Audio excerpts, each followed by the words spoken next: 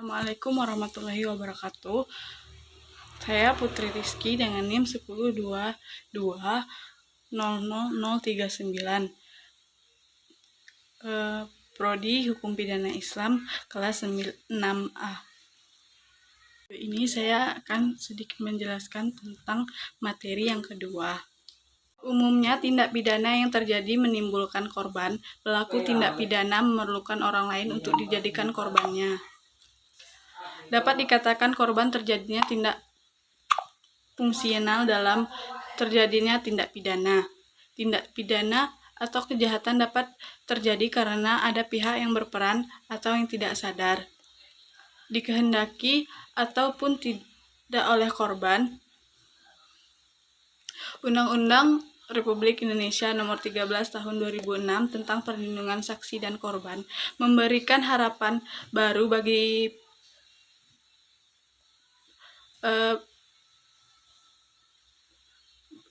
korban yang dalam sistem peradilan pidana tidak pernah diuntungkan dari segi apapun, bahwa salah satu alat bukti yang sah dalam proses peradilan pidana adalah keterangan saksi atau korban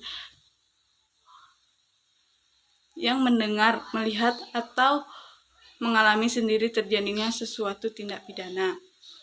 Kenyataan menunjukkan bahwa berperannya korban sebagai saksi tersebut menambah derita yang dialami secara psikologis. LPSK dibentuk berdasarkan Undang-Undang Nomor 13 Tahun 2006 tentang Perlindungan Saksi dan Korban. Lahirnya Undang-Undang Perlindungan Saksi dan Korban yang memakan waktu cukup panjang ini ditujukan untuk memperjuangkan diakomodasinya hak-hak saksi dan korban dalam proses peradilan pidana.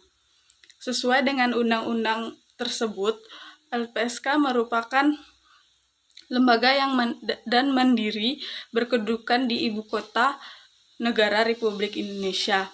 Undang-undang tersebut telah mengatur banyak hal berkaitan dengan LPSK, mulai dari penetapan LPSK, identitas sebagai sebuah lembaga resmi, dan fungsinya dan wewenangnya, hingga teknis perlindungan saksi dan korban. Tugas dan fungsi LPSK diatur melalui beberapa dalam lembaga tersebut. Dari bidang LPSK tersebut, nantinya tugas bisa dipetakan lebih jelas. Nantinya apapun sejumlah tugas dan fungsi yang berada di LPSK sebagai berikut. Yang pertama, merumuskan kebijakan di bidang perlindungan saksi dan korban, melaksanakan perlindungan terhadap saksi dan korban, melaksanakan pemberian kompensasi, restitusi, dan bantuan kepada saksi dan korban, melaksanakan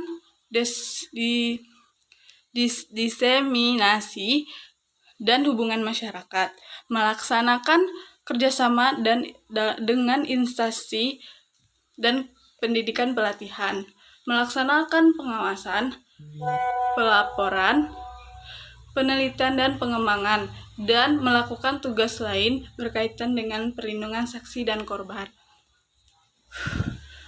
Baiklah, itu saja yang dapat saya paparkan dalam materi kedua ini. Saya mohon maaf jika terdapat banyak kesalahan. Saya tutup video ini dengan wassalamualaikum warahmatullahi wabarakatuh.